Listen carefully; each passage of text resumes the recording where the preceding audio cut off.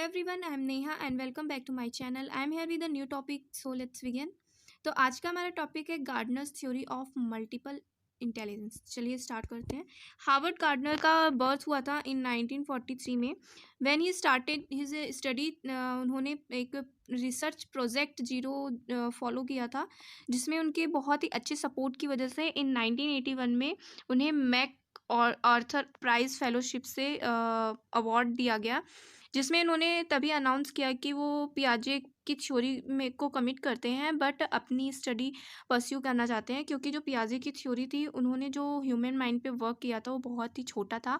और इन्होंने फिर बहुत सारी कॉग्निशन के थ्रू ऑल ह्यूमन थिंकिंग्स के ऊपर एक मल्टीपल इंटेलिजेंस थ्योरी अपनी दी। तो चलिए जान लेते हैं कि उनकी थ्योरी क्या थी। तो उन्होंने जो थ्योरी दी थी उसमें 9 क्राइटेरिया दिए थे, जिसमें से नेचुरलिस्टिक इंटेलिजेंस पहले उन्होंने 8 दिया था और बाद में नेचुरलिस्टिक इंटेलिजेंस ऐड किया, जो 1999 में ऐड किया उन्होंने।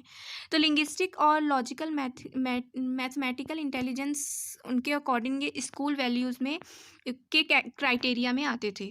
और musical intelligence, bodily kinaesthetic intelligence और स्पेशल इंटेलिजेंस ये आते थे एसोसिएटेड विद द आर्ट्स, मतलब कि आर्ट्स के क्राइटेरिया में आते थे। और इंटरपर्सनल और इंट्रापर्सनल, इन दोनों को उन्होंने पर्सनल इंटेलिजेंस क्राइटेरिया में रखा। और जो लास्ट के एग्जिस्टेंशियल इंटेलिजेंस और नेचुरलिस्टिक इंटेलिजेंस थे, इसमें इन्होंने एस्थेटिक्स और फिलोसफिकल व्यू ऑफ लाइफ के क्राइटेरिया में रखा।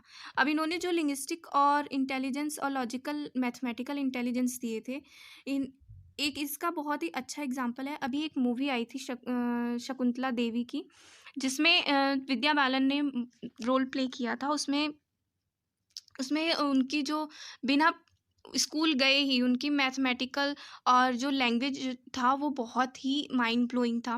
वो उन्हें कभी भी सीखने की ज़रूरत नहीं पड़ी।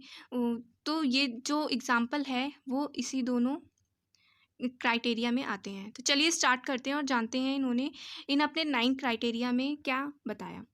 फर्स्ट है लिंग्विस्टिक इंटेलिजेंस। इसमें इन्होंने बताया कि इसमें वो एबिलिटी इंक्लूड है जिसमें पर्सन जो होता है वो लैंग्वेज टू एक्सप्रेस बहुत ही अच्छा होता है उसका, और उसके पास शब्दों का भंडार होता है और वो पोलिटिकली होता है, जिसमें राइटर्स, पोएट, लॉयर्स, स्पीकर्स जो होते हैं उनका हाई लिंग्विस्टिक इंटेलिजेंस होता है। वो reading, writing, telling story and memorize words along with dates. और ये किस तरीके से बेस्ट तरीका इनका सीखने का होता है, by reading, taking notes, listening to lecture and discussion and debates. इसके अंदर इन्होंने बताया कि जो writers, lawyer, policeman, philosopher, journalist, politician, poet and teachers included हैं। है लॉजिकल मैथमेटिकल इंटेलिजेंस। इसमें इन्होंने बताया कि इसमें वो कैपेसिटी होती है कि पर्सन जो है लॉजिकली अपनी प्रॉब्लम्स को एनालाइज करता है मैथमेटिकल ऑपरेशंस के थ्रू, और इन्वेस्टिगेट करता है इशू को साइंटिफिक तरीके से। इसमें इन्होंने ये भी बताया कि जो एरियाज़ हैं वो logic, abstract, reasoning and numbers हैं। और इनका जो mathematical ability, reasoning capability, abstract patterns of recognize, जो साइंटिफिक थिंकिंग होती है, इन्वेस्टिगेट करते हैं, able to perform complex calculation. ये इसके अंदर में इन्होंने बताया कि कौन कौन इंक्लूडेड है, साइंटिस्ट, फिजिसिस्ट और mathematical, logician, engineers, doctor, economics and philosopher. Next है म्यूज़िकल इंटेलिजेंस। जैसे कि नाम से ही पता है कि जिसकी म्यूज़िक में काफ़ी अच्छी नॉलेज होती है, तो वो इंटेलिजेंस इसी के अंडर में आता है। तो according to Harvard, musical intelligence जो है वो almost structural parallel to linguistic intelligence में होती है। इसमें जो पर्सन होता है वो हर तरह के गाने को गाने में और म्यूज़िकल इंस्ट्रूमेंट को प्ले करने में और म्यूज़िक को कंपोज करने में बहुत ही हाई लेवल इंटेलिजेंस होती है। जैसे कि सोनू निगम है, जिनको 11 लैंग्वेज से ज़्यादा लैंग्वेजेस में गाना उन्होंने गाया है। और टेलर स्विफ्ट का अगर नाम आपने सुना होगा, तो वो हर तरह के जो इंस्ट्रूमेंट हैं, म्यूज़िकल इंस्ट्रूमेंट्स, उनको प्ले करती हैं, और गाना तो वो बेहतरीन गाती ही हैं। तो आते हैं अब इस टॉपिक पे। हावर्ड गार्डनर जो हैं उन्होंने इंक्लूड किए इसमें instrumentalist, singer, conductor, dice jockey, writers and composers इसके अंडर में आते हैं। नेक्स्ट है किनेस्थेटिक इंटेलिजेंस। इस थ्योरी के अंदर जो बॉडली किनेस्थेटिक इंटेलिजेंस होते हैं वो बेटर लर्न करते हैं इन्वॉल्विंग मस्कुलर मूवमेंट। इसके अंदर जनरली फिजिकल एक्टिविटीज़ जैसे स्पोर्ट्स और डांस के लोग इसमें इन्वॉल्व होते हैं। enjoy acting or performing, and in general they are good at building and making things। और इसमें जो करियर्स इंक्लूडेड बताए थे इन्होंने वो थे athletes, dancer, musician, actor, surgeon, doctors, builder, police officer and soldiers. उन्होंने ये भी बताया था कि ये डुप्लीकेट थ्रू वर्चुअल सिमुलेशन होते हैं क्योंकि इसमें जो एक्चुअली फिजिकल लर्निंग होती है उसकी ज़रूरत नहीं होती है। नेक्स्ट है स्पेशल इंटेलिजेंस।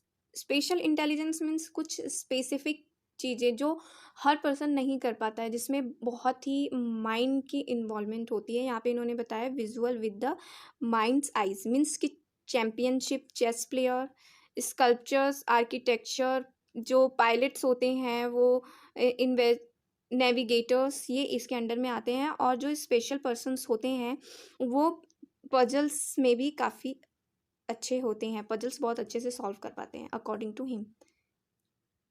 नेक्स्ट है इंटरपर्सनल इंटेलिजेंस। इसमें इन्होंने बताया कि इसमें वो कैपेसिटी होती है जो इंटेंशन, मोटिवेशन और डिज़ायर्स लोगों को समझने की एक कैपेसिटी होती है। इसमें एक्सट्रोवर्ट पर्सन आते हैं जो सीखते हैं working with others and often enjoy discussion and debate. और इसमें इंक्लूडेड हैं sales, politician, managers, teachers and social workers. Next है इंट्रापर्सनल इंटेलिजेंस। नेक्स्ट है इंट्रापर्सनल इंटेलिजेंस। इसमें capacity to understand one self, to appreciate one's feelings, fears and motivation. Specially इसमें include होते हैं introvert और they having a deep understanding of the self and what are your strength, weakness, what makes you unique, you can predict your on reactions and emotions. इसमें included होते हैं philosopher, psychologist, lawyers and writers. और intrapersonal intelligence लोग prefer करते हैं work को अकेले करना। Naturalistic intelligence.